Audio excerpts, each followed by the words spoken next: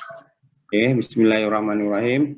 Alhamdulillahirrabbilalamin. Wassalatu wassalamu ala asyrofil anbiya wal mursalin wa ala alihi washabihi ajmain. Amma ba'du. Alhamdulillahirrabbilalamin. Kembali kita dipertemukan Allah Subhanahu wa taala dalam rangka kalam kajian malam mingguan yang diadakan oleh Unit Kegiatan Mahasiswa UKM Sahabat Quran Untan. Alhamdulillah Prof, di Tanjung Pura ada unit kegiatan mahasiswa yang fokus pada Al-Quran, baik itu tahsin, tahfiz, maupun kajian-kajiannya Prof, yang terkait dengan Al-Quran.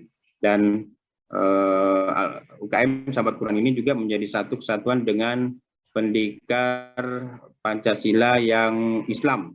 Bagaimana diketahui, pendekar Pancasila itu ada Islam, Katolik, Kristen, Hindu, Buddha, dan Konghucu. Nah, yang Islamnya dipadukan atau disatukan dengan UKM Sahabat Quran agar bisa saling mendukung. Mentor-mentor Sahabat Quran, mentor-mentor pendekar ini dilatih atau di-upgrade oleh Sahabat Quran, Prof. Itu yang pengantar dari saya. Baiklah, untuk mempersingkat waktu agar tidak berlama-lama karena jam 9 biasanya selesai Prof, 1,5 jam saja, dari jam 7:30 sampai 8:30. Waktu sepenuhnya kami berikan kepada Profesor Tuhan Yani, Guru Besar Universitas Negeri Surabaya. Barusan beliau dilantik sebagai Guru Besar, adik-adik mahasiswa. Kita berikan selamat kepada Prof. Selamat atas pengukuhan Guru Besar. Selanjutnya silakan Prof, kami berikan waktu sepenuhnya. Ya, terima kasih Ustaz Riyadi. Assalamualaikum warahmatullahi wabarakatuh. Salam. Bismillahirrahmanirrahim. Wassalatu wassalamu ala Rasulillah Muhammad ibn Abdillah wa ala alihi wa ashabihi wa mawalah. La haula wa la quwata illa billah, amma ba'du. Yang saya hormati Ustadz Riyadi Budiman, teman-teman mahasiswa dan hadirin sekalian yang dirahmati oleh Allah Subhanahu wa taala. Puji syukur alhamdulillah, marilah kita haturkan kehadirat Allah Subhanahu wa taala. Salawat dan salam kita sampaikan kepada Nabi besar Muhammad SAW. Bapak Ibu hadirin yang berbahagia, khususnya para mahasiswa, alhamdulillah malam ini kita mendapat rahmat dari Allah, luar biasa nikmat yang dianugerahkan kepada kita, silaturahim, kesehatan, kesempatan untuk bermuwajahah, mengkaji ilmu Allah. Ini luar biasa karunia yang tidak terhingga. Mudah-mudahan silaturahim dan kajian malam ini memberikan keberkahan tersendiri kepada kita semuanya. Amin ya rabbal alamin. Hadirin yang berbahagia, khususnya para mahasiswa, saya sangat berbahagia malam ini mendapat kesempatan untuk berada di tengah-tengah hadirin sekalian atas undangan Ustadz Riyadi Budiman, sharing ilmu, sharing pengalaman dalam rangka mengkaji ilmu Allah. Insya Allah banyak hal yang akan kita ketahui melalui kajian kalam yang setiap malam Ahad atau malam Minggu diadakan secara rutin. Saya mengapresiasi kegiatan seperti ini. Ini kegiatan untuk menguatkan spiritual kita, sekaligus menguatkan pengetahuan kita sebagai seorang Muslim. Penting sekali kita mengasah pengetahuan kita. Hadirin yang berbahagia, pada malam ini saya mengangkat satu topik yang sangat penting di tengah kehidupan modern, yang kadang sebagian manusia itu terlena menghadapi situasi dan kondisi di era global sekarang. apa yang biasa dilenakan atau diabaikan itu adalah bagian spiritualnya.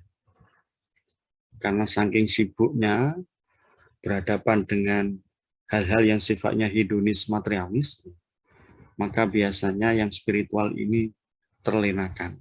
Oleh karena itu, saya mencoba untuk mendekatkan dimensi spiritual ini kepada kita, kepada hadirin melalui kajian kalam malam ini.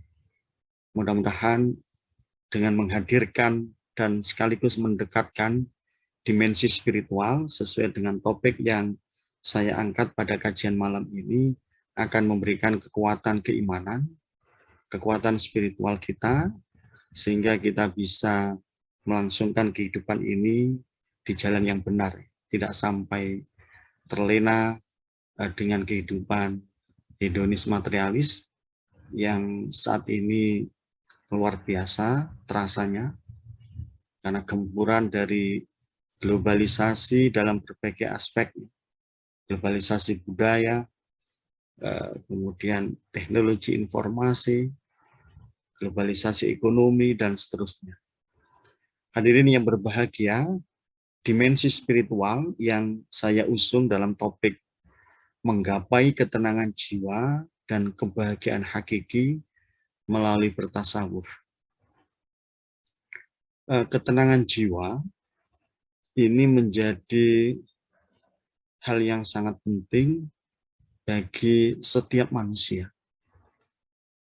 Termasuk kebahagiaan itu juga menjadi satu orientasi bagi manusia. Pertanyaan besarnya, bagaimanakah seseorang itu dapat memperoleh ketenangan jiwa dan kebahagiaan hakiki? Di antara kita mungkin belum banyak mengetahui bagaimana cara memperoleh ketenangan jiwa dan kebahagiaan hakiki. Orang kadang menggunakan parameter kebahagiaan itu dari sisi material,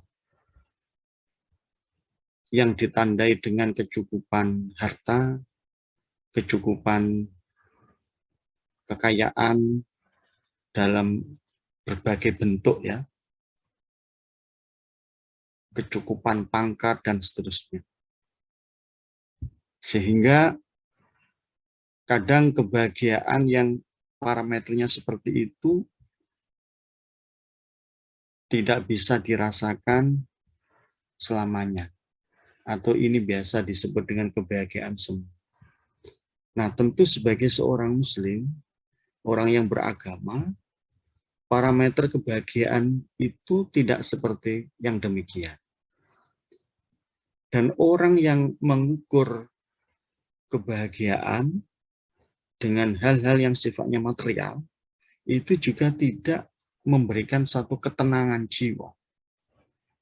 Kita banyak menyaksikan betapa banyak orang yang dari sisi material berkecukupan, bahkan berlebih, tetapi hidupnya juga tidak bahagia. Jiwanya juga tidak tenang. Mengapa? Karena ada dimensi spiritual itu yang tidak tertanam di dalam dirinya. Nah, ketika seseorang di dalam dirinya itu tidak ada ruang dimensi spiritual, berapapun kekayaan yang dimiliki, harta benda yang dimiliki, saya yakin di situ tidak ada kebahagiaan hakiki. Tidak ada ketenangan jiwa. Mungkin orang ada yang ingin mendapatkan kebahagiaan dengan cara pergi ke tempat-tempat hiburan, kemudian keliling kemana-mana yang mereka kehendaki, karena menganggap semuanya bisa mencukupi dirinya. Tetapi kalau itu hanya dilakukan untuk sesaat, mungkin mereka bisa merasakan. Namun demikian, bukanlah kebahagiaan yang semacam itu atau ketenangan seperti itu yang diorientasikan seorang muslim atau orang beragama. Nah, hadirin yang berbahagia, saya ingin mendialogkan dimensi spiritual ini di dalam kehidupan kita dengan cara bertasawuf.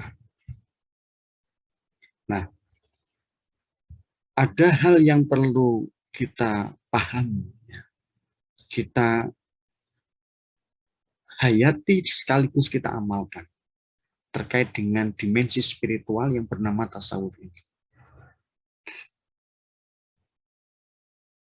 Nah, dimensi spiritual yang bernama tasawuf ini menjadi satu kekuatan dalam diri kita supaya kita ini satu, lebih dekat kepada Allah dan Rasul-Nya. Yang kedua, kita bisa memproteksi dari berbagai pengaruh negatif akibat dari globalisasi di berbagai bidang. Nah, ini penting untuk kita tanamkan di dalam diri kita, dimensi spiritual yang bernama tasawuf ini. Orang yang tidak memiliki dimensi spiritual di dalam dirinya, maka dia akan jauh dari Allah. Yang kedua, dia mudah terkontaminasi atau mudah terpengaruh dari kehidupan duniawi yang kadang menipu kita. Nah, ini harus kita refleksikan dalam kehidupan kita. Jangan sampai kita orang beragama ini dengan kehidupan dunia ini akhirnya kita melupakan dimensi spiritual, melupakan kebahagiaan hakiki. Orang kadang kalau mikirnya hedonis materialis, mungkin dunia dikejar terus. Dan dunia itu kalau dikejar, ya dia tambah lari. Tambah lari, tidak tambah mendekat. Sehingga diilustrasikan, manusia itu berapapun harta yang dimiliki, tidak akan cukup kalau dia tidak punya dimensi spiritual. Atau ajaran-ajaran tasawuf itu, kalau tidak tertanam di dalam dirinya, maka dia akan menjadi orang yang selalu mengejar dunia dengan sikap rakusnya. Dan itu tidak akan berhenti selama dimensi spiritual itu tidak tertanam kuat di dalam diri. Nah, hadirin yang berbahagia, saya ingin mengajak hadirin sekalian untuk mencoba memahami apa itu konsep tasawuf sebagai satu dimensi spiritual di dalam diri kita. Tasawuf itu secara bahasa berasal dari kata suf, yang artinya pakaian dari kulit kambing. Ini sebagai satu simbol kesederhanaan. Kemudian juga berasal dari kata sofa, yang artinya suci, murni, dan bersih. Nah, ini sebagai kata dasar dari tasawuf. Nah, tasawuf itu sendiri adalah satu gerakan untuk menumbuh kembangkan sikap dan perilaku yang baik kepada Allah, kepada sesama, dan kepada alam sekitarnya. Ini pengertian tasawuf. Nanti kita akan coba implementasikan yang sebelumnya kita pahami dulu apa ajaran-ajaran tasawuf itu. Nah, hadirin yang berbahagia, fungsi tasawuf itu apa?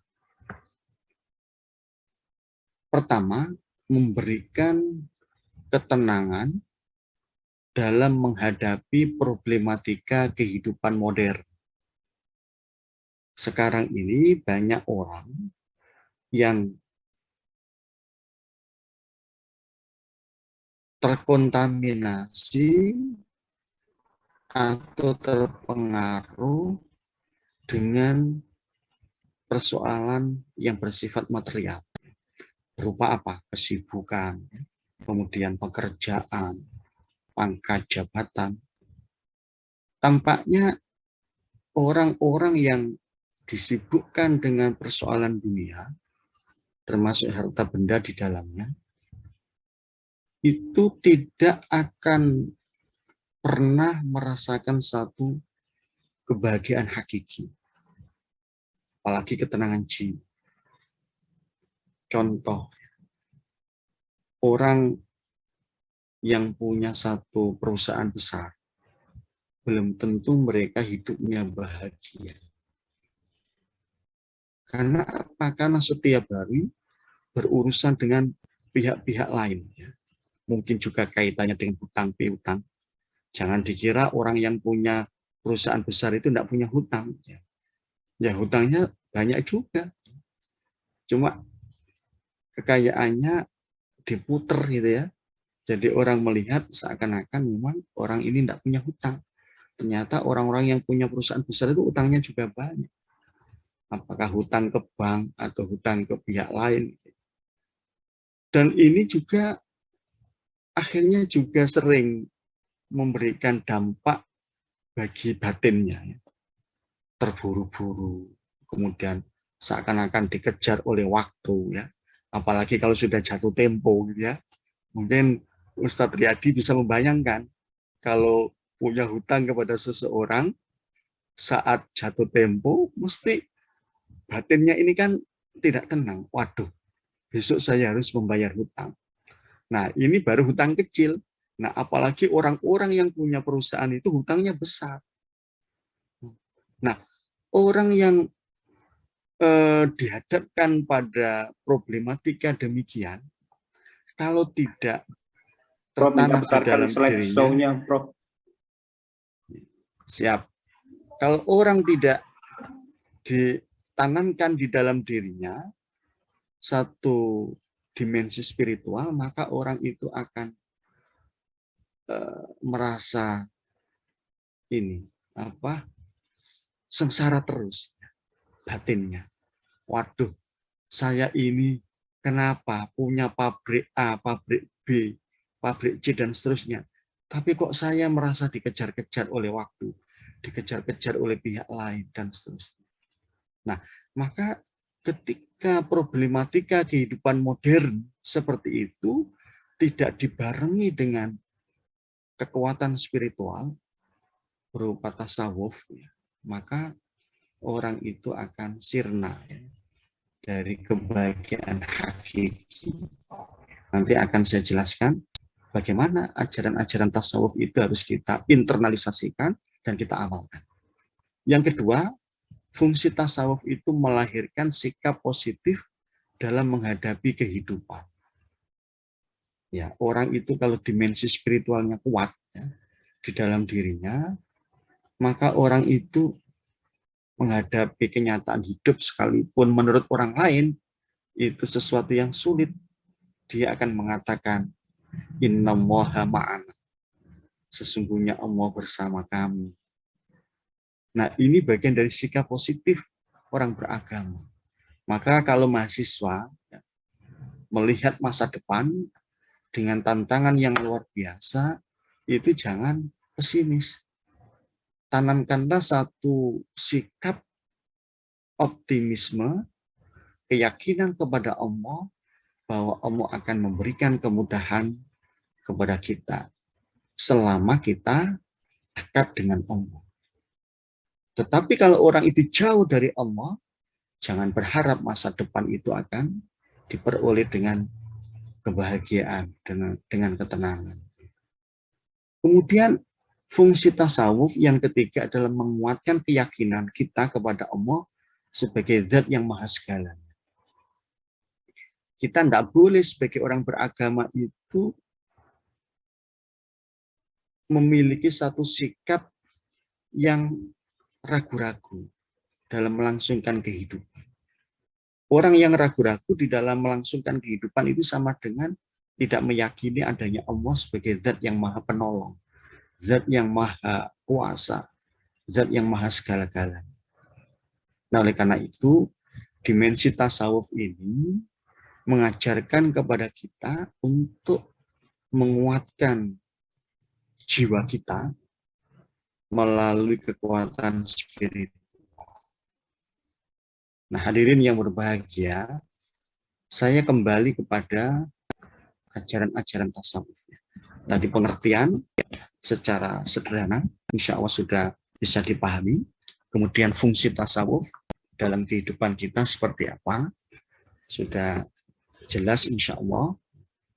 Nah, sekarang ajaran-ajaran tasawuf seperti apa yang perlu kita tanamkan di dalam diri kita menjadi satu kesatuan yang tidak terpisahkan ya, dalam diri kita.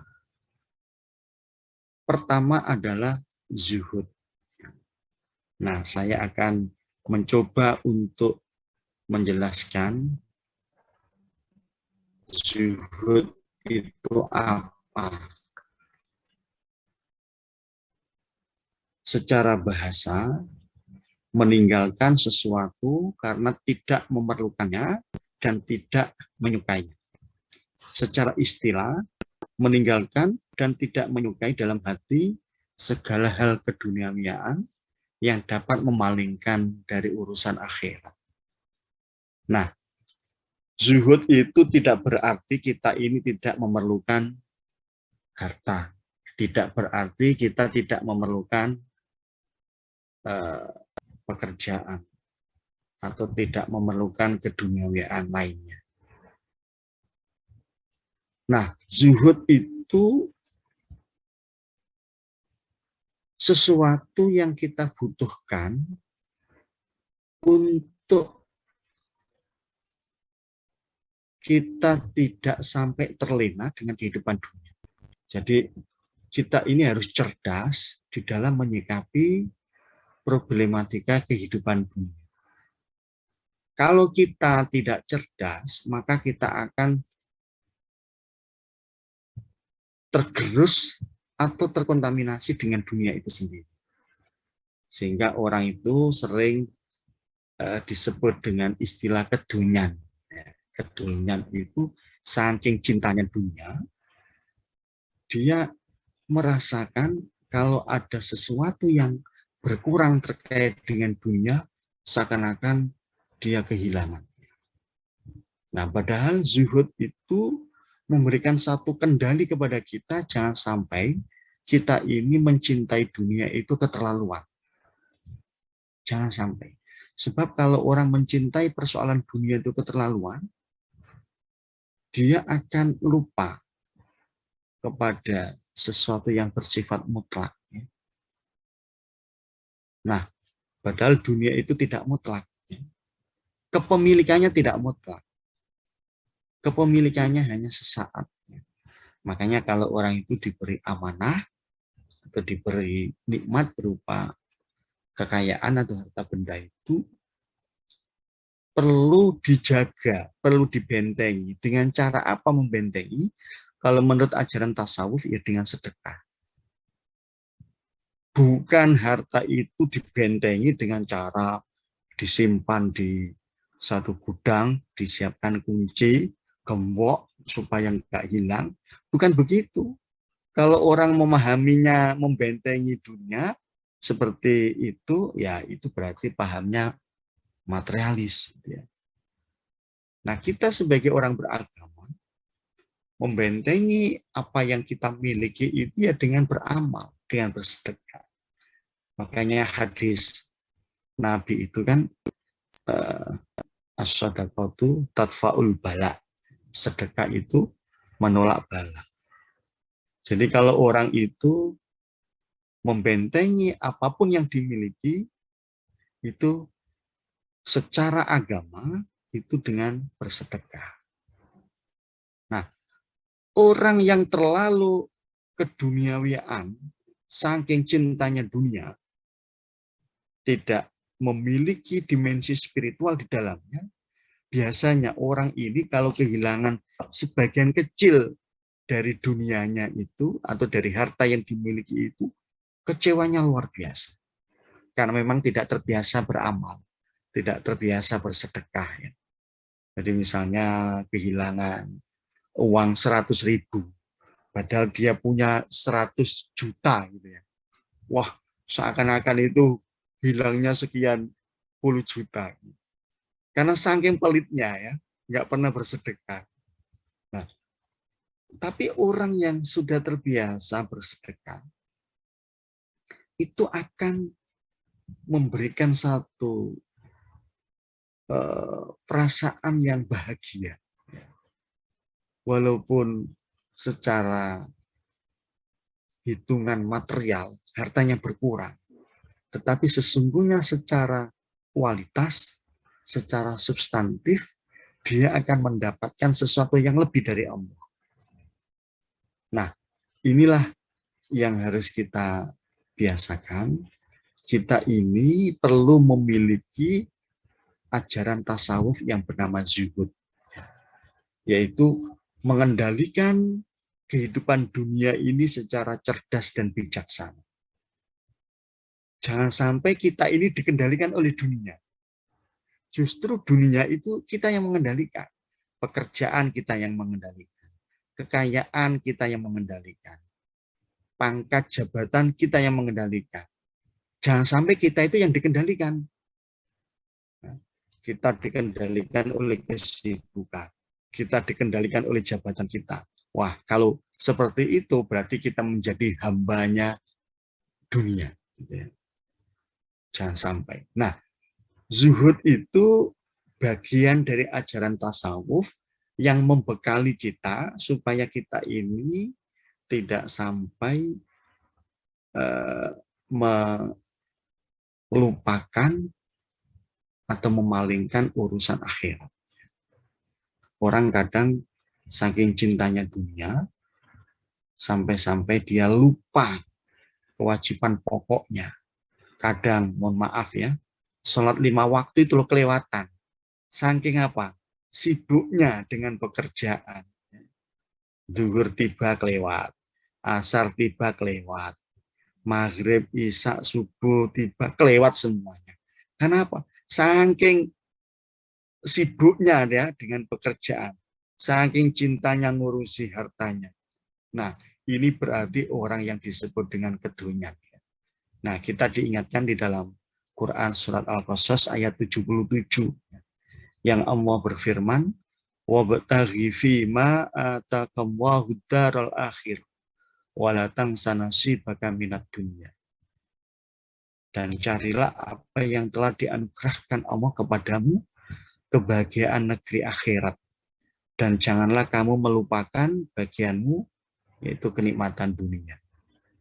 Nah, orientasi kita sebagai orang beragama, akhirat itu menjadi prioritas. Nah, perantaranya adalah kehidupan dunia. Jangan dibalik. Orang itu tujuan akhirnya dunia, jangan. Kalau kita seperti itu kelewat nanti ya, bisa kesasar ya kehidupan kita. Nah, hadirin yang berbahagia, yang kedua, ajaran tasawuf itu ada yang namanya warok. Secara bahasa, warok itu menjauhkan diri dan menahan diri.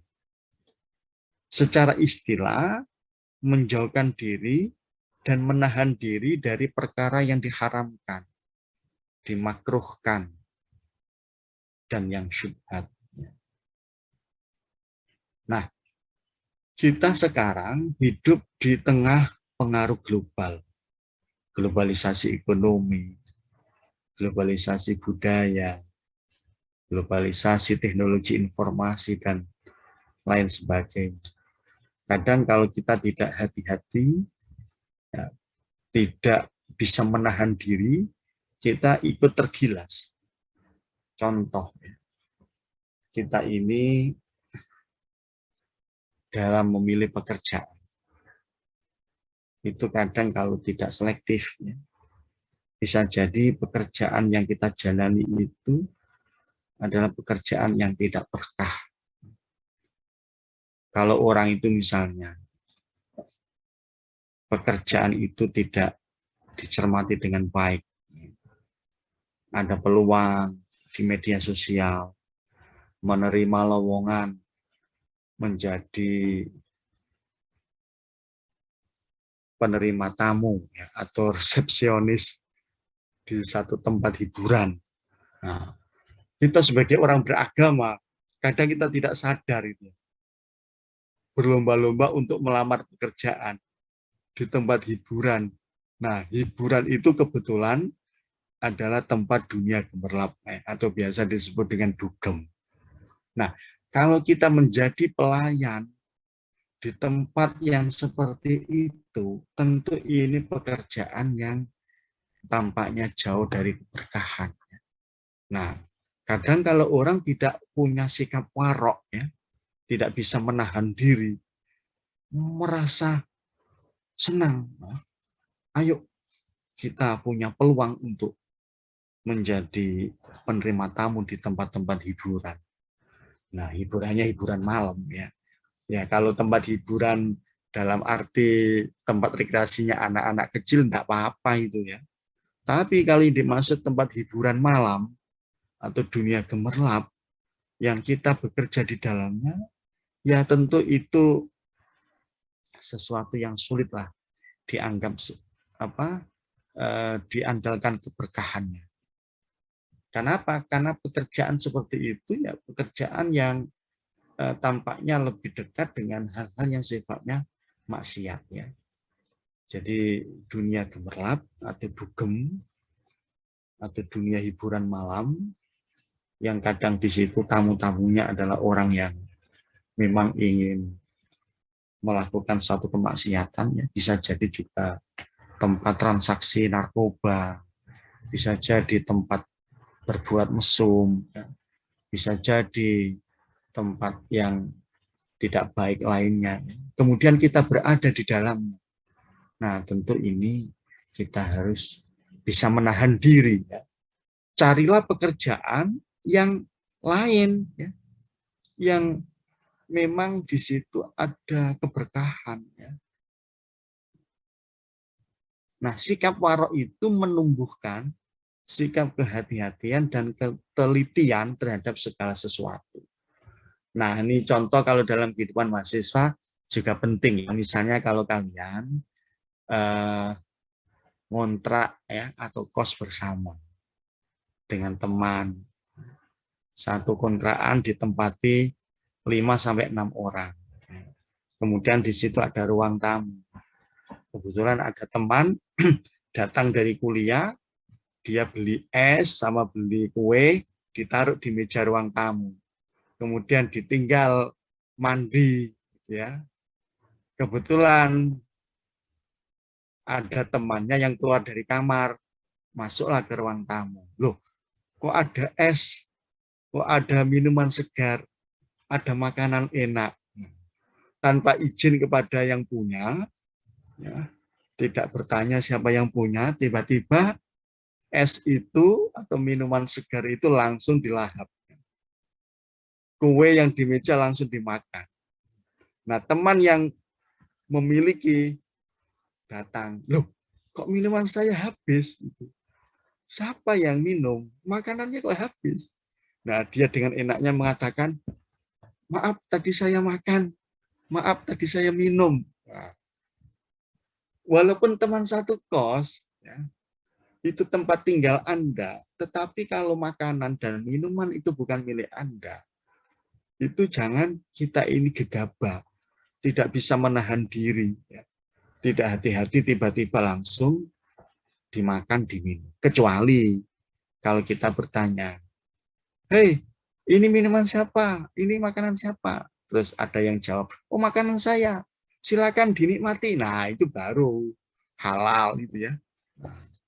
Nah, kalau kita ya, tidak hati-hati, tidak bisa menahan diri, tidak punya sikap warok, orang akan melakukan sesuatu yang tidak baik. Dan ini kebiasaan tidak baik juga.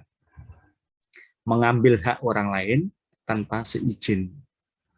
Nah, pertanyaannya begini, bagaimana kalau si pemilik minuman dan makanan tadi tidak ikhlas? Nah, berarti yang kita konsumsi, yang kita makan kan sesuatu yang haram. Apalagi kalau dia uangnya pas-pasan itu ya. Terus dia lapar juga, dia haus. Oh, tiba-tiba yang dibeli kok sudah habis duluan. Dia akan mengatakan, wah, saya nggak ikhlas itu. Nah, tentu yang kita makan ini akan menjadi sesuatu yang tidak baik dalam kehidupan kita. Nah, bersyukurlah kalau misalnya teman tadi mengatakan, ya wis nggak apa-apa, saya ikhlaskan. Kita lega. Tetapi kita nggak boleh punya kebiasaan seperti itu. Nah, oleh karena itu sikap warok ya, atau sikap bisa menahan diri, ini harus kita miliki ya. Mulai dari urusan pekerjaan, ya kita mencari lowongan, itu juga harus hati-hati. Jangan semua pekerjaan tanpa diteliti, ya, tanpa dicermati, kita tiba-tiba tertarik, ya, ternyata pekerjaan itu pekerjaan yang tidak mendatangkan keberkahan. Maka sebagai seorang muslim kita harus punya sikap warok, ya. Ini penting dalam urusan apapun ya, termasuk dengan pergaulan. Dengan pergaulan ini juga kita harus punya sikap warok. Hati-hati, khususnya di era global sekarang. Dunia mahasiswa itu dunia yang memang juga harus diwaspadai. Mohon maaf, kadang pergaulan bebas itu kalau tanpa dibarengi dengan sikap warok, ya orang itu akan terjerumus. Kita bisa melihat kasus-kasus yang sering terjadi ya, berapa banyak orang yang terjerumus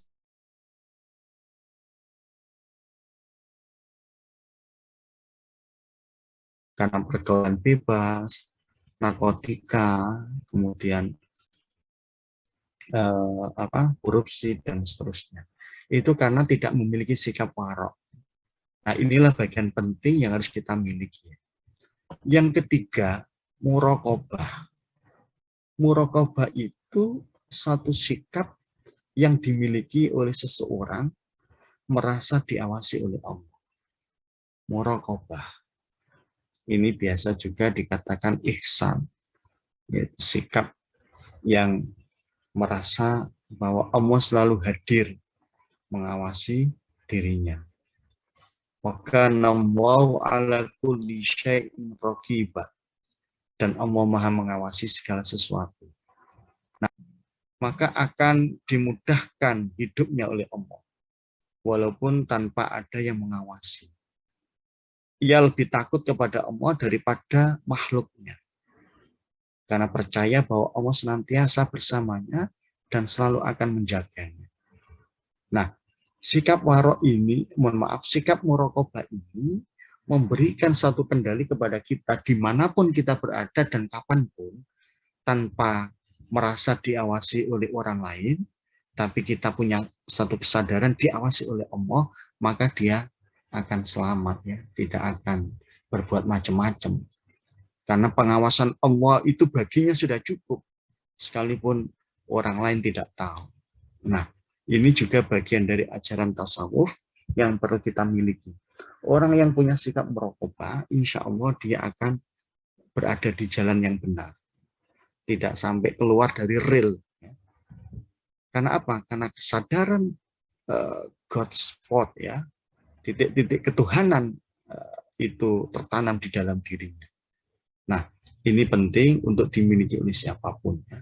Insya Allah dengan sikap muraqabah ini kita akan terselamatkan ya dari hiruk pikuk dunia. Berikutnya adalah yakin. Ini satu kemantapan dan ketenangan hati terhadap janji dan kehendak Allah. Sebagai seorang yang beragama, kita ini harus yakin betul bahwa orang itu yang dekat dengan Allah, pasti Allah akan senantiasa memberikan pertolongannya. Tetapi orang yang jauh dari Allah, Allah pun juga menjauhkan pertolongan darinya. Inna ma'al usri yusra, fa inna ma'al usri yusra. Karena sesungguhnya sesudah kesulitan itu ada kemudahan. Sesungguhnya sesudah kesulitan itu ada kemudahan. Ini dipertegas lagi, berulang-ulang di dalam Al-Quran. Nah, yakin ini juga bagian dari ajaran tasawuf yang memberikan satu kekuatan spiritual kepada kita bahwa Allah itu maha penolong, Allah itu maha kuasa, Allah itu maha segalanya. Maka kita di dalam menatap masa depan tidak boleh bimbang, ya, tidak boleh pesimis.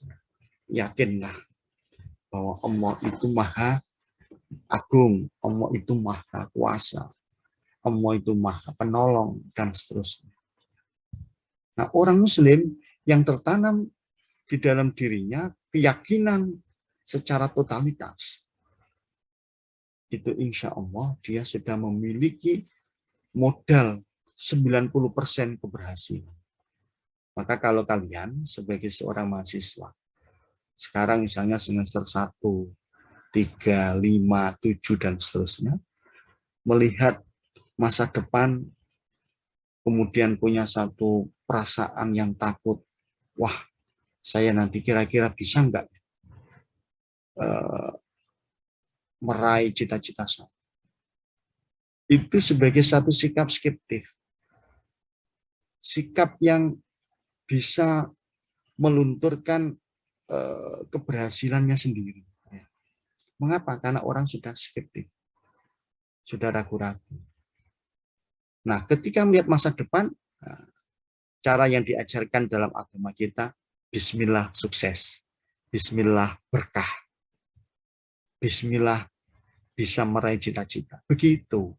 Itu sebagai satu bentuk keyakinan kita kepada Allah. Jadi, kalau kita sudah menancapkan satu tekad bulat, Bismillah, dengan menyebut asma Allah, saya bisa melangsungkan kehidupan. Bismillah, saya bisa meraih cita-cita saya. Nah, itulah yang harus kita miliki.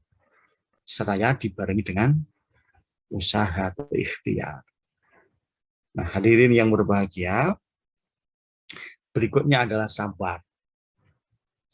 Sabar itu mengekang nafsu terhadap sesuatu yang merisaukannya atau kenikmatan yang meninggalkannya. Wasbir wa ma sabruka illa billah. Quran surah An-Nahl ayat 127. Bersabarlah, tiada kesabaranmu kecuali dengan pertolongan Allah. Artinya apa? Bahwa orang yang bersabar itu pasti dibarengi pertolongan Allah. Nah, kita sebagai orang Muslim, sebagai orang beragama, ini jangan sampai kita ini tidak memiliki sabar. Jadi dalam berbagai kesempatan, kita ini boleh jadi diuji oleh Allah. Bisa jadi ujian itu bertubi-tubi. Para nabi dan rasul itu juga bertubi-tubi ujian. Nah, kita ini kalau diuji oleh Allah, tidak perlu kita ini merasa ditinggalkan oleh Allah. Maka tanamkanlah sikap bahwa saya ini sedang didekati oleh Allah. Diuji. Nah, caranya gimana? Didekati oleh Allah dengan bentuk ujian itu jangan menjauh. Ya, harus tambah mendekat. Jadi sabarnya itu adalah sabar mendekat. Bukan kita ini malah menjauh. Misalnya diuji, pekerjaannya tidak lancar, kemudian harapan lulus tidak segera tercapai, diuji, jangan tambah jauh, malah dekat ya. Harus itu. Seraya sabar ditanamkan, kemudian dibarengi dengan ikhtiar. Ini penting ya. Berikutnya hadirin sekalian, syukur. Ini juga bagian ajaran tasawuf yang sangat penting. Supaya orang tidak merasa rakus, tidak merasa kurang atas nikmat Allah.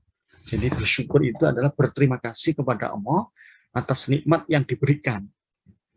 Quran surat Ibrahim ayat 7, Allah berfirman, wa idza adzana rabbukum la in syakartum la azidannakum wa la in kafartum inna adzabi lasyadid. Dan ingatlah tatkala Tuhanmu memaklumkan, sesungguhnya jika kamu bersyukur pasti kami akan menambah nikmat kepadamu, dan jika kamu mengingkari nikmatku maka sesungguhnya azabku sangat pedih. Jadi orang itu dianugerahi oleh Allah, apapun bentuknya, itu harus sering mengucapkan alhamdulillahirabbil alamin. Dibarengi dengan perbuatan yang baik. Jadi bersyukur itu tidak cukup hanya secara lisan ya, tapi harus juga syukur ala kulli hal. Ya. Jadi dengan perbuatan nyata, kebaikan ditingkatkan, itu bentuk syukur yang paling nyata. Ya. Tentu dibarengi dengan alhamdulillah. Nah, hadirin yang berbahagia, kita sangat penting memiliki sikap syukur ini supaya kita ini tidak mudah terpengaruh ya dengan dunia yang kadang terlena. Kita kadang ditawari ya dengan satu pekerjaan yang kita sebelumnya sebenarnya sudah punya.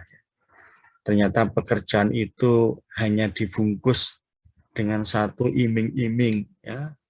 Tapi ternyata setelah dimasuki itu kita tertipu. Padahal sebenarnya kita sudah punya pekerjaan yang bagus. Cuma kadang orang itu biasanya karena rakusnya itulah yang akhirnya memalingkan nikmat dari Allah Subhanahu wa Ta'ala. Nah, apapun yang dianugerahkan oleh Allah kepada kita, itu kita syukur. Ya. Kita juga jangan mudah mengeluh.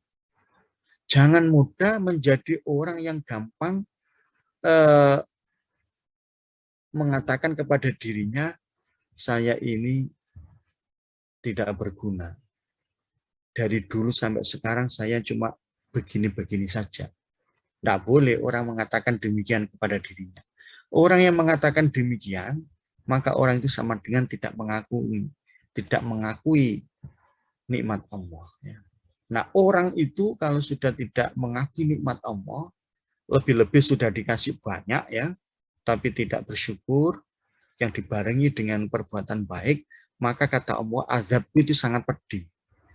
Apa bentuk azab yang Allah akan berikan kepada orang yang tidak syukur? Bisa jadi dicabut ya, nikmatnya itu. Melalui apa? Melalui berbagai peristiwa. Bisa jadi lewat peristiwa kebakaran, lewat peristiwa perampokan, lewat peristiwa yang lain.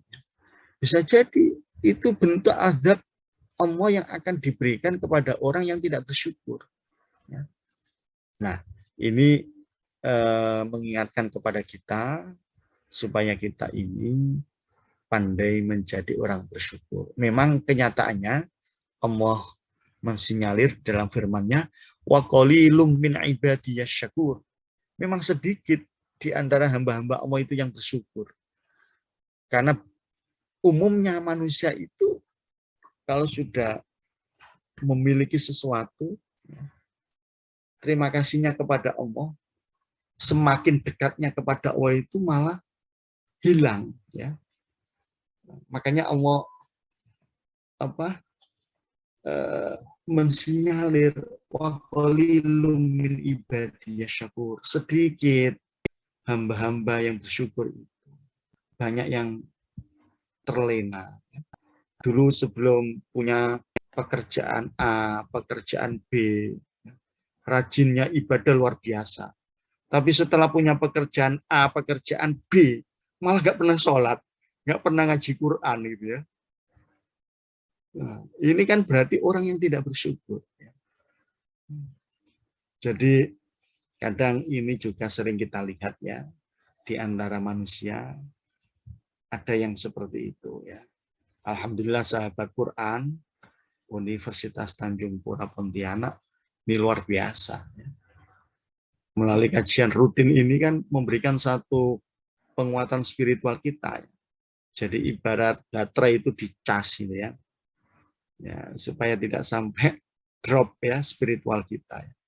Nah, alhamdulillah dikawal oleh Ustadz Riyadi Budiman luar biasa. Ini amal jariahnya luar biasa. Mudah-mudahan menjadi keberkahan bagi kita semuanya. Amin. Nah, syukur seperti yang saya katakan tadi adalah dengan ucapan Alhamdulillahirabbil alamin. Ya Allah, matur nuwun. Terima kasih saya mendapatkan ini, mendapatkan teman baik, mendapatkan pekerjaan, mendapatkan rezeki. Alhamdulillah. Saya bersyukur bisa mengikuti kajian kalam. Alhamdulillah. Ya, yang nomor 2, syukur dengan perbuatan. Ya. Dengan hal semakin meningkatkan kualitas ketaatan kita, ibadah kita kepada Allah. Ngaji Qur'annya diistiqomahkan terus. Yang sudah hobi sedekah ditingkatkan. Yang belum hobi ya dibuat hobi gitu ya. Ini syukur dengan perbuatan. Syukur dengan hati ya. Semakin meningkatkan kualitas keyakinannya kepada Allah. Ya Allah, alhamdulillah. Saya diberi kekuatan, ya, bisa istiqomah dalam ibadah, bisa istiqomah dalam membaca Al-Quran. Itu syukur dengan hati. Ya. Dan ini menjadi bagian penting dalam diri kita, dalam kehidupan kita. Nah, kemudian yang terakhir adalah tawakal. Ya. Ini juga bagian dari ajaran tasawuf yang sangat penting. Berserah diri kepada Allah. Wa may yatawakkal 'ala Allah fa huwa hasbuh. Barang siapa yang berserah diri kepada Allah, maka Allah lah yang akan menanggungnya. Allah lah yang akan mencukupi. Usaha maksimal dengan tanpa mensampingkan aspek rasional, telaten dalam usaha mencapai yang halal dan tidak menghalalkan segala cara. Kemudian berserah diri kepada Allah atas hasilnya. Ini adalah tawakal yang sesungguhnya. Jadi tawakal yang dibarengi dengan ikhtiar. Seraya memohon kepada Allah. Ya Allah, saya pasrah. Saya sudah berusaha. Apapun yang terbaik, Engkaulah yang Maha Tahu.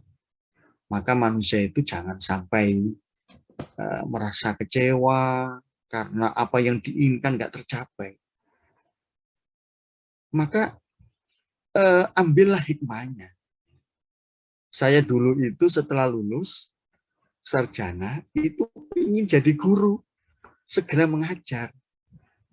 Belum sempat wisuda, ya, saya melamar pekerjaan ke sekolah-sekolah. Nah, ternyata lamaran saya tidak diterima. Alasannya di sekolah itu sudah cukup gurunya.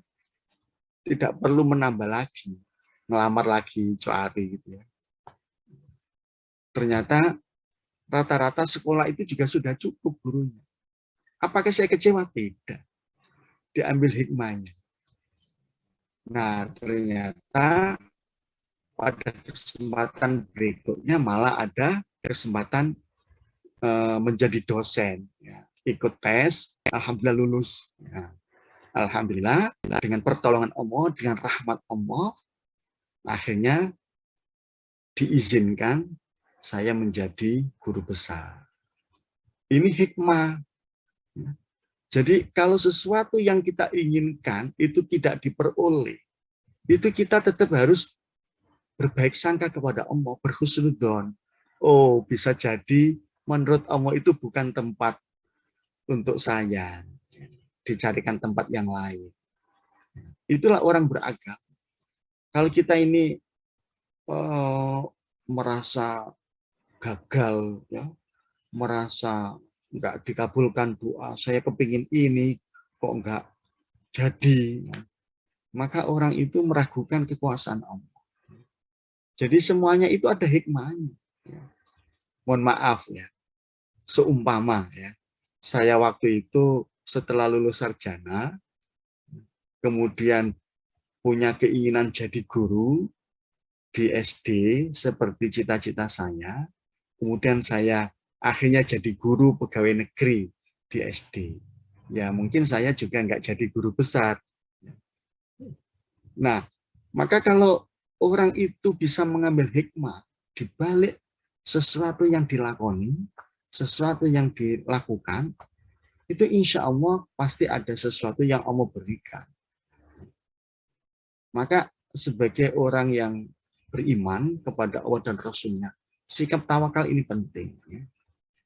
Nah, kita ini harus punya satu tawakal secara total ya, bukan setengah-setengah.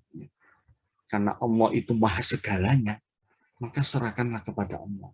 Oh, kalau saya melamar pekerjaan ini, misalnya kalian yang sarjana kedokteran, atau sarjana ekonomi, atau sarjana pendidikan, atau sarjana apapun gitu ya, ingin bekerja di tempat ini, setelah lulus melamar kok ditolak, itu jangan bersedih.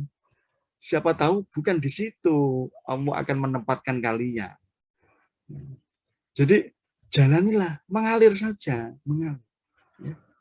Bismillah, Allah akan menunjukkan jalan yang sesuai, ya, yang terbaik, ya, menurut Allah.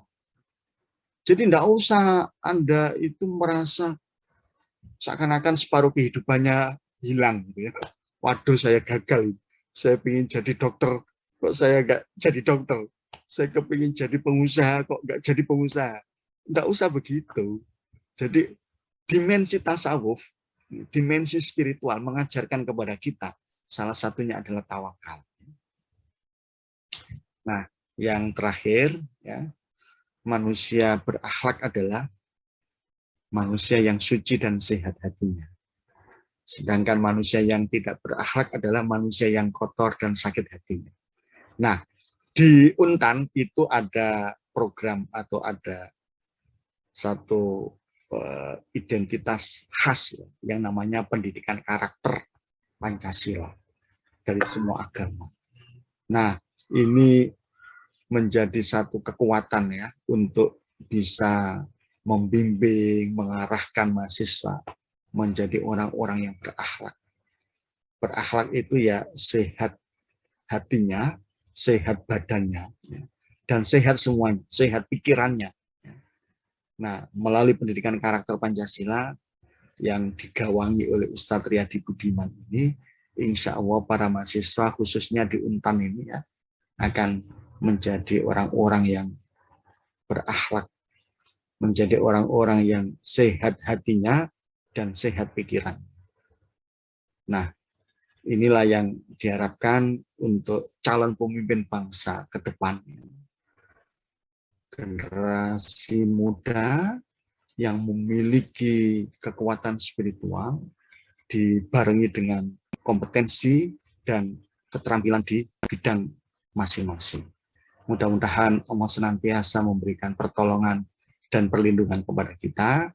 Masih ada waktu sekitar 20-25 menit. Silakan bisa digunakan untuk ruang tanya jawab atau dialog.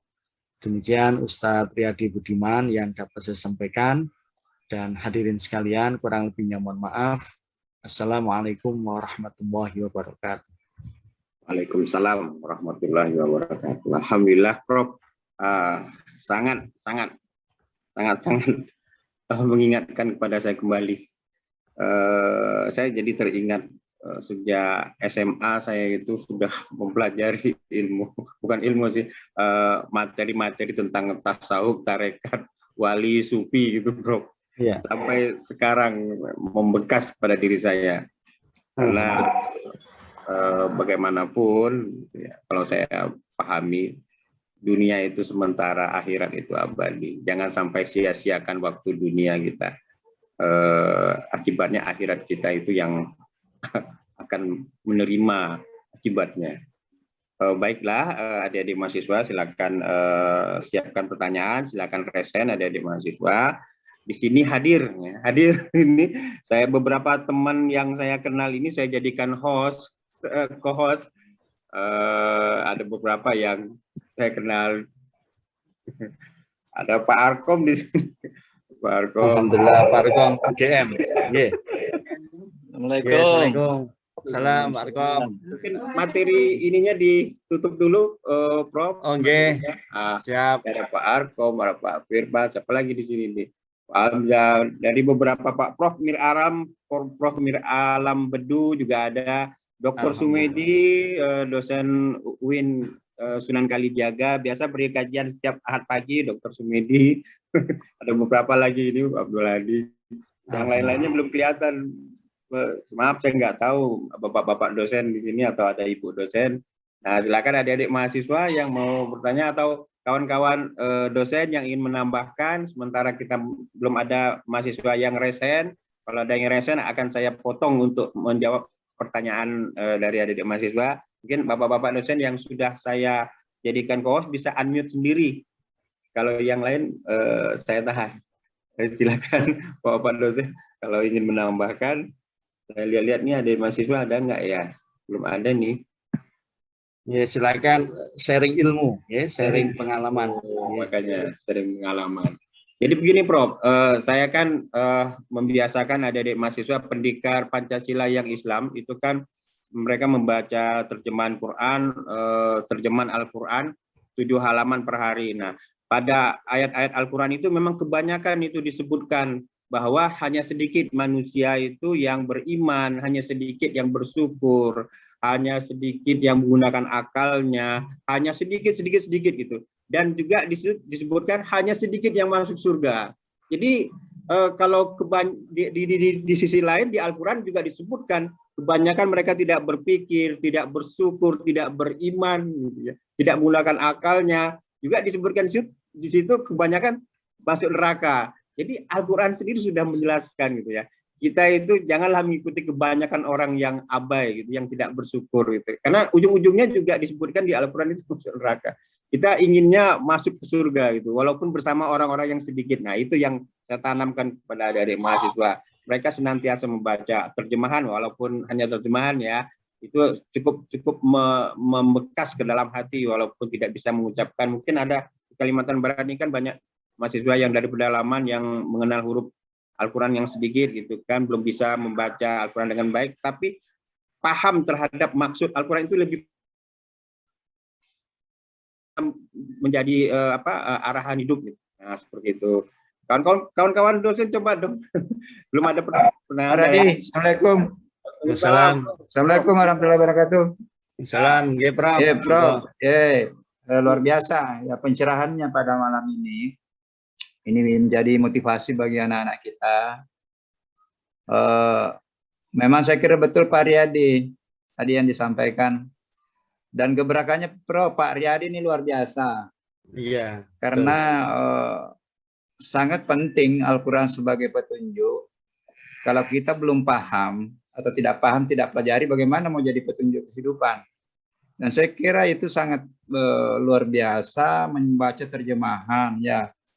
Minimal kalau mau naik tingkat lagi, misalnya kita baca lagi tafsir, ya, bahwa memang dua sifat di dalam Al-Quran, kesabaran dan kesyukuran, itu kan insya Allah jalan surga. Jadi anak-anakku yang kalau mau surga, ya tatalah hidupnya dengan sabar dan syukur, Pak Kiai ya, Pak Bro.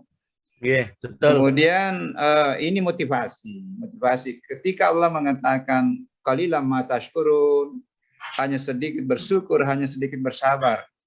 Anak-anakku peganglah prinsip, tidak apa-apa Tuhan mengatakan sedikit, yang penting saya masuk dalam golongan sedikit itu. Jadi insya Allah kalau ada 500-400 mahasiswa yang hadir, pegang prinsip itu, hadirlah nanti 400 orang yang berprinsip untuk mengejar golongan yang sedikit itu.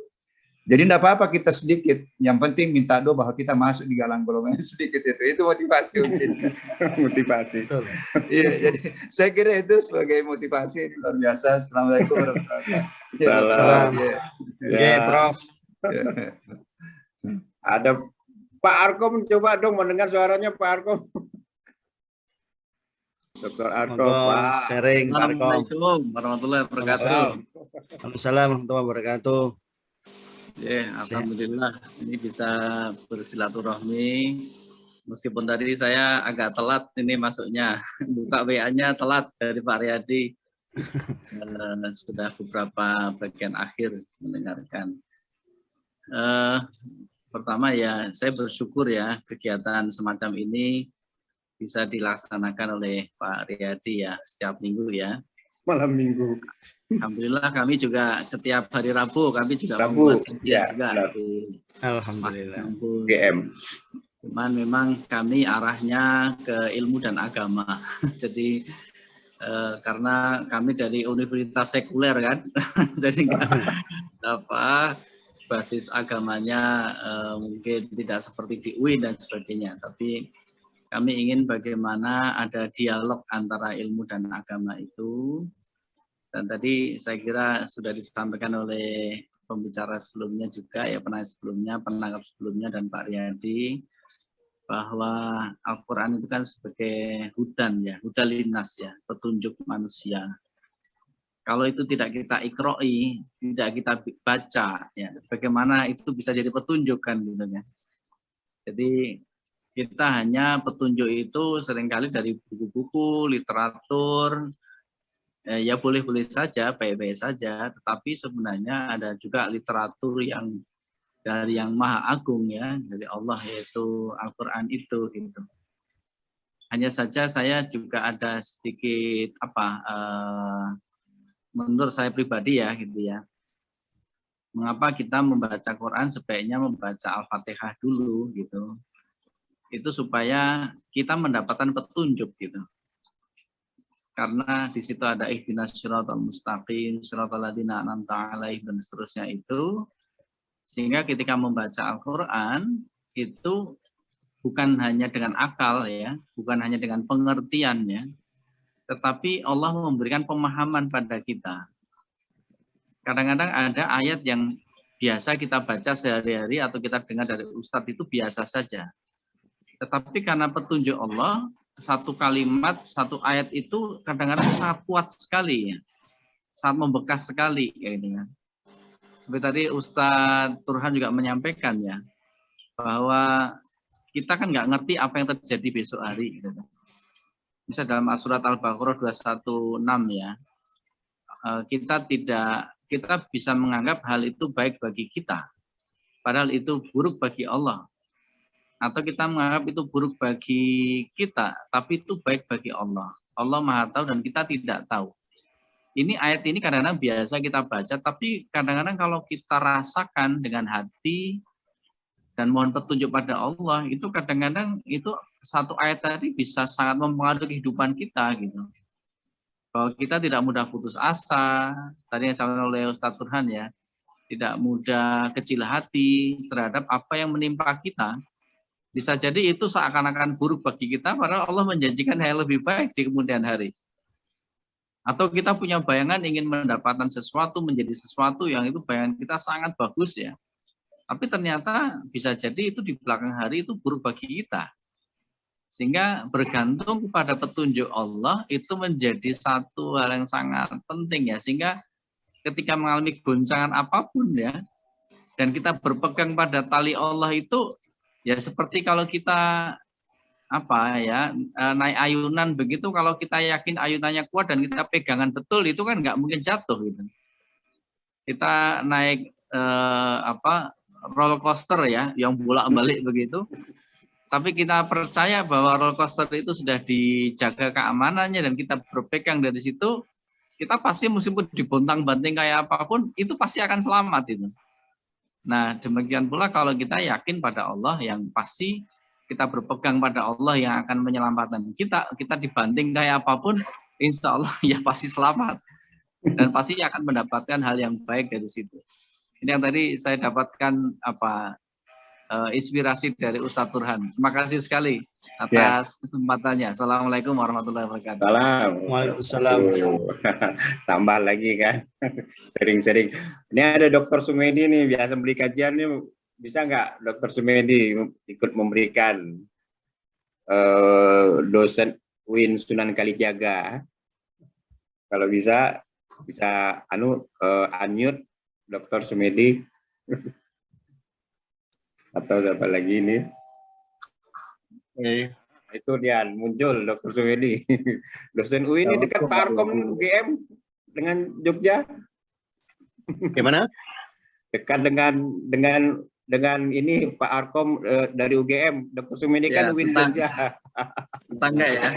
Silakan Dr. Sumedi. Saya di Pak Arkom di UGM ya. Ya, di filsafat saya, Pak. Di apa, filsafat? Ya, Fakultas Filsafat. Oh iya. Saya dulu muridnya Pak Kunto Wibisono nih. Oh iya, sama berarti, sama murid.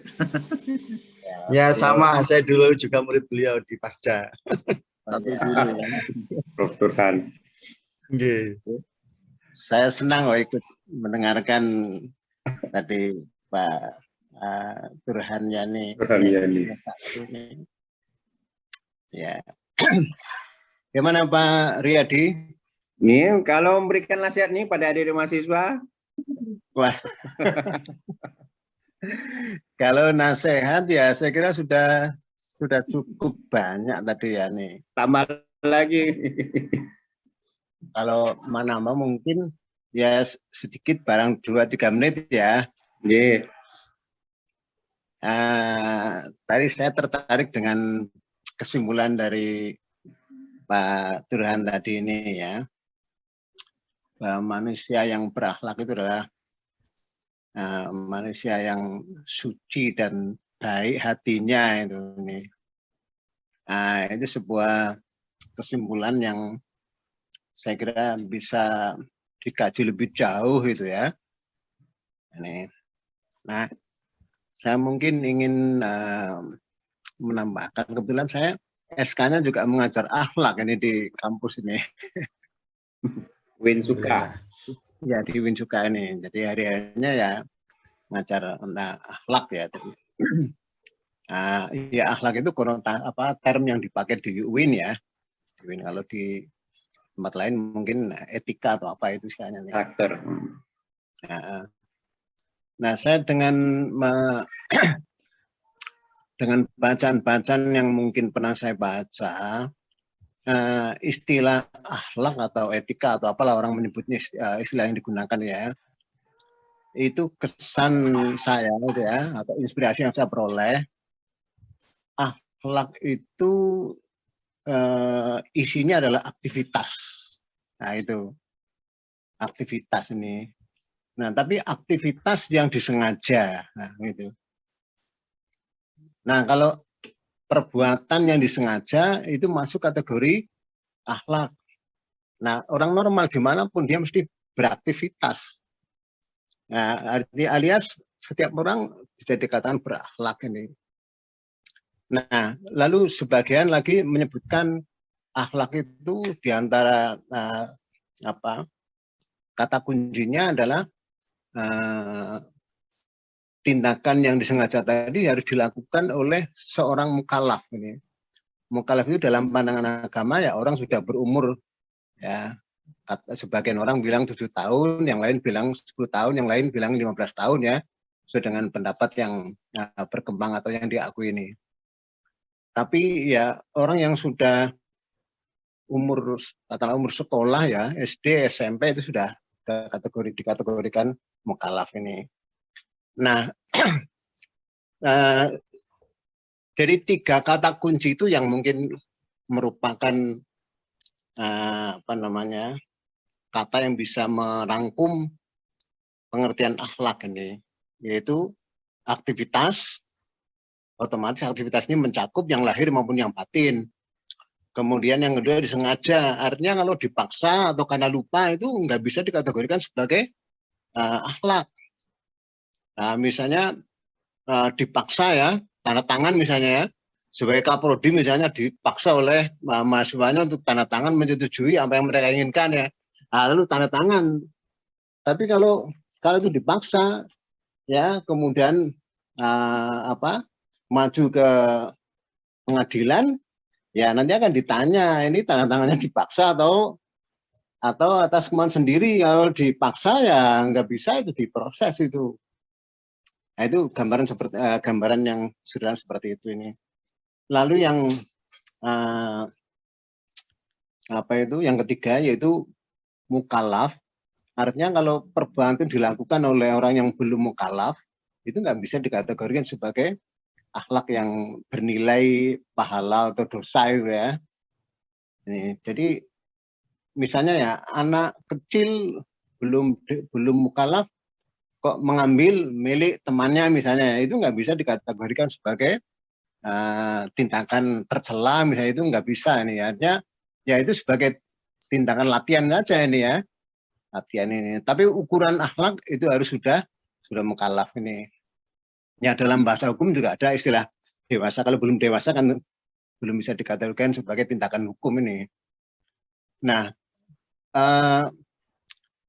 kalau misalnya orang sudah tidak mukallaf misalnya karena pikun ya, atau karena gila, itu juga otomatis nggak bisa dikategorikan sebagai tindakan yang dikatakan berakhlak atau akhlak itu sendiri ini. Nah, sekarang kalau kita lihat contoh dalam kehidupan sehari-hari, tindakan yang disengaja itu apa tuh wujudnya tuh? Wujudnya apa saja, tanpa mengenal batas itu. Nah, tinggal yang disengaja ya, tindakan disengaja oleh yang dilakukan oleh mukallaf ini, dia terpuji atau tercela. Kalau terpuji ya masuk kategori akhlak terpuji ya, akhlak mulia ini. Tapi kalau tindakannya tercela, ya masuklah dia kategori akhlak tercela ini. Tapi semua perbuatan yang dilakukan orang dengan sengaja itu masuk kategori akhlak ini. Sehingga ketika Rasulullah dikomentari oleh sahabatnya bahwa akhlak Rasulullah itu adalah Al-Quran, itu artinya apa ya? Al-Quran kan mengatur semua aspek kehidupan, lahir batin, urusan ekonomi, urusan pendidikan, urusan ibadah, urusan apa saja itu dijelaskan dengan contoh Al-Quran ini.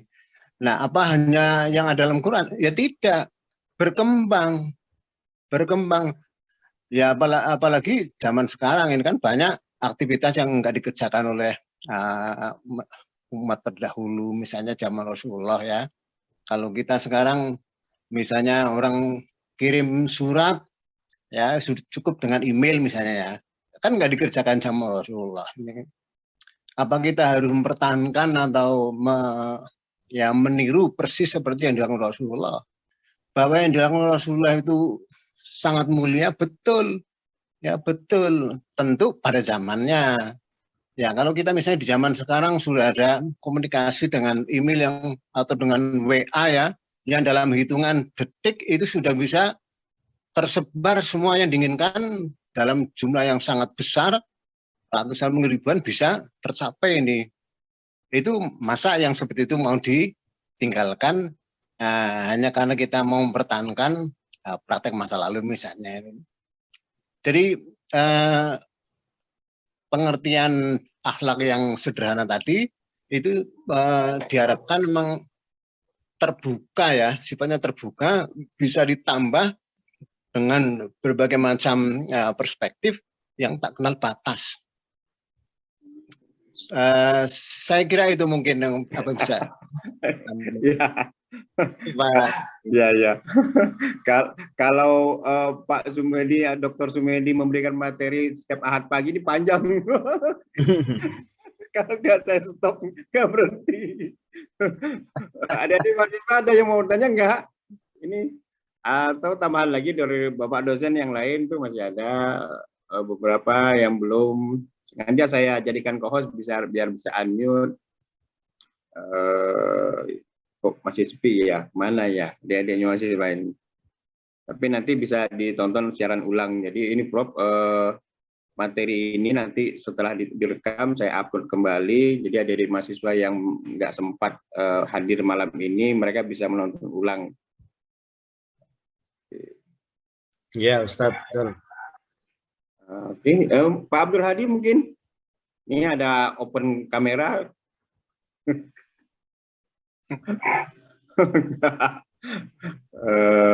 Bu Husaini, tuh. Bu Husaini, sengaja saya ini kan, silakan Bu, mau tambah? Bukan Bu Pak, Pak. Iya kan, salah lihat. Maaf, pakai kopiah ya itu, di belakangnya putih jadi kelihatan pakai jilbab dong kelihatannya. Ayo Pak Husaini. Baik, Pak Doktor, Pak Profesor, teman-teman Iya. semua kenal. Assalamualaikum warahmatullahi wabarakatuh. Waalaikumsalam warahmatullahi Wabarakatuh. Jujur saja, kajian malam ini sangat menarik sekali. Sehingga tadi sempat ketika pelaksanaannya itu, ketika dimulai pemaparan materinya itu saya masih dalam keadaan ada di pasar ya, tapi berhenti dan mendengarkan pemaparan dari profesor ya tentang yang berkaitan dengan bagaimana cara meraih ketenangan diri, dan hal ini merupakan topik pembahasan yang berkaitan dengan ilmu tasawuf. Kita ketahui bersama bahwa antara tasawuf, ilmu kalam, dan ilmu filsafat ini sama-sama kajian-kajian penting yang sampai saat ini menjadi sebuah menjadi sebuah konteks yang harus dilanjutkan dalam rangka objek kajiannya itu harus tetap diwariskan kepada generasi saat ini. Tetapi jujur saja dari beberapa penyampaian, dari beberapa poin-poin yang disampaikan oleh profesor tadi itu sudah luar biasa menurut saya, dan sudah sampai kepada objek kajian yang dibutuhkan oleh generasi saat ini dan juga generasi-generasi sebelumnya, agar supaya kita tidak lupa, kita tidak lupa bahwa hidup di dunia ini pada intinya adalah harus selalu tawakal kepada Allah Subhanahu wa taala. Famay yatawakkal 'ala Allah fa huwa hasbuh. Kemudian juga kalau tidak keliru al-insanu bitahqir Allah bitakdir, kan begitu. Kemudian sebenarnya dimensi manusia itu ada dua menurut kita. Yang pertama adalah dimensi psikis dan yang kedua adalah dimensi fisik. Tadi sempat juga disampaikan oleh profesor bahwa kadangkala orang itu salah memaknai bahwa seolah-olah kebahagiaan dan ketenangan itu apabila memiliki harta benda yang fantastis ya, atau harta benda yang banyak. Padahal sebenarnya harta benda itu adalah kebutuhan fisik saja. Kebutuhan fisik saja yang belum tentu itu bisa membuat hati kita tenang. Sedangkan kebutuhan psikis ini adalah kebutuhan rohani yang selalu harus dihidupkan dengan gerakan-gerakan dzikir kepada Allah. Sebagaimana yang disampaikan dalam hadis Rasulullah SAW, inna likulli syai'in shiqalah, inna shiqalatal qulubi dzikrullah. Sesungguhnya pada setiap sesuatu terdapat sebuah kekotoran ya, dan inna shiqalatal qulubi dzikrullah, sesungguhnya bersihnya hati itu ketika kita selalu, hidupnya hati itu ketika kita selalu berzikir kepada Allah Subhanahu wa taala. Selalu dalam artian bagaimana supaya sekiranya hati kita ini tidak mati begitu kan, atau misalkan bagaimana supaya hati kita ini tidak beku, maka kita harus nasikalatul qulubi dzikrullah, yaitu kita selalu berzikir kepada Allah Subhanahu wa taala. Kemudian ketika kita bertawakal kepada Allah, pasrah kepada Allah seperti yang disampaikan tadi itu, saya sangat setuju bahwa di antara beberapa ilmu yang memang harus kita pelajari, harus kita transmitasikan kepada generasi kita, anak-anak didik kita, yaitu adalah ilmu tasawuf ini. Ini juga ada beberapa poin, sebenarnya beberapa ilmu yang wajib diketahui oleh kita sebagai umat muslim, sesuai dengan hadis yang disampaikan oleh Rasulullah, utlubul ilmu faridatan ala kulli muslimin wal muslimat. Di situ diantaranya ilmu yang wajib diketahui itu adalah tentang misalkan ilmu tauhid, kemudian akidah, fikih, dan juga ilmu tasawuf ini. Sehingga ketika kita sudah memahami ilmu ini, maka baru kemudian kita memberikan tambahan-tambahan kepada anak-anak didik kita untuk mempelajari ilmu-ilmu yang lain seperti itu. Kadang-kala sebagai orang tua kita tuh lupa bahwa ada sebagai umat muslim, di kalangan muslim ini ada beberapa ilmu yang dimaksud dengan menuntut ilmu itu adalah diwajibkan bagi kaum muslimat itu. Ilmu yang seperti apa? Saya kira adalah ilmu-ilmu tadi yang saya sampaikan itu. Mungkin hanya ini saja yang bisa saya sampaikan. Sekiranya nanti dikomentari, mohon diluruskan kalau ada kekeliruan. Maksudnya dari apa yang saya sampaikan ini mungkin perlu diluruskan oleh Profesor dan teman-teman sekalian. Terima kasih atas waktunya. Baik. Waalaikumsalam warahmatullahi wabarakatuh. Baik, ini sudah pukul 21. 21 lewat. Mahasiswa nggak ada yang bertanya pada kemana ini. Baiklah, alhamdulillah.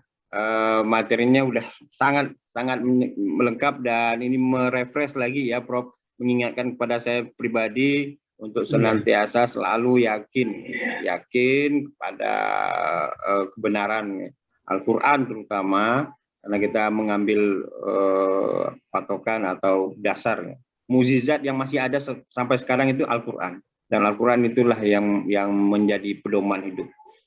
Saya akan ngajar di teknik industri.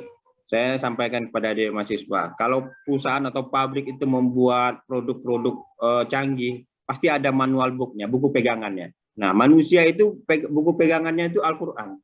Jadi kalau manusia sudah menjadikan Al-Qur'an sebagai pegangan, insya Allah itu semuanya sudah ada di situ, apa ya istilahnya, arahnya sudah diarahkan gitu.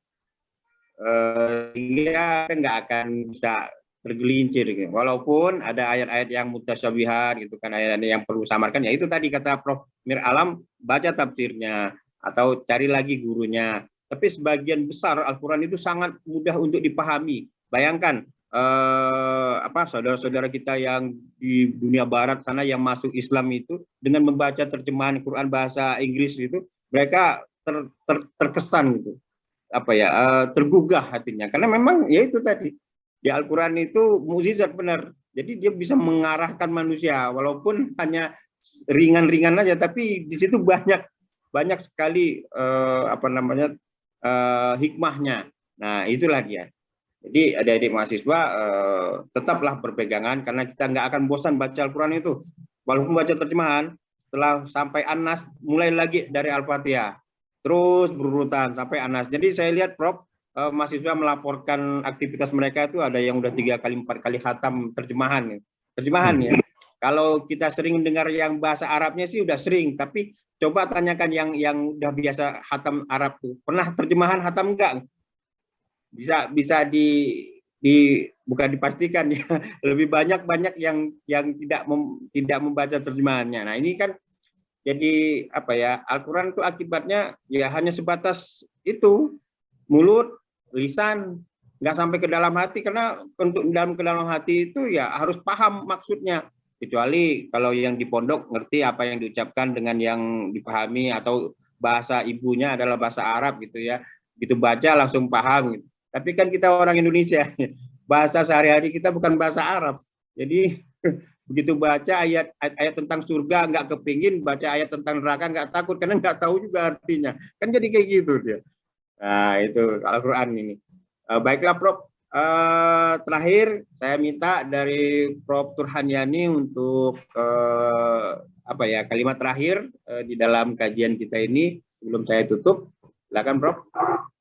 Terima kasih Ustadz Riyadi Budiman dan para profesor, para dosen, dan para mahasiswa yang dirahmati oleh Allah. Alhamdulillah, sebagai close dari kajian kita malam Ahad ini atau malam Minggu ini, ada satu kalimat yang penting untuk kita hayati dan kita amalkan, bahwa kita ini menjadi apapun, menjadi mahasiswa, menjadi dosen, menjadi pengusaha, dan menjadi apapun, jangan sampai dimensi spiritual ini lepas dari diri kita.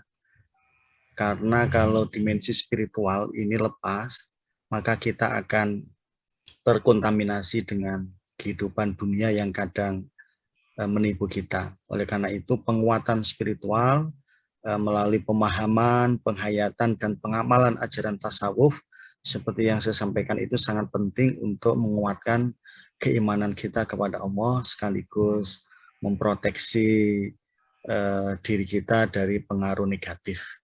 Demikian Ustadz Riyadi Budiman dan hadirin sekalian yang dapat saya sampaikan, kurang lebihnya mohon maaf. Mudah-mudahan bermanfaat bagi kita semuanya. Wal muwafiq ila aqwamit thoriq. Wassalamualaikum warahmatullahi wabarakatuh.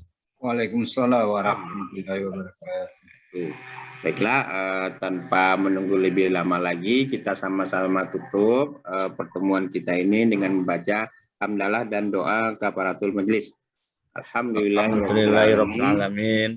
Allahumma wa bihamdika asyhadu an la ilaha illa anta astaghfiruka wa atubu ilaik. Wassalamualaikum warahmatullahi wabarakatuh. Waalaikumsalam warahmatullahi wabarakatuh. Terima kasih Bapak Ibu.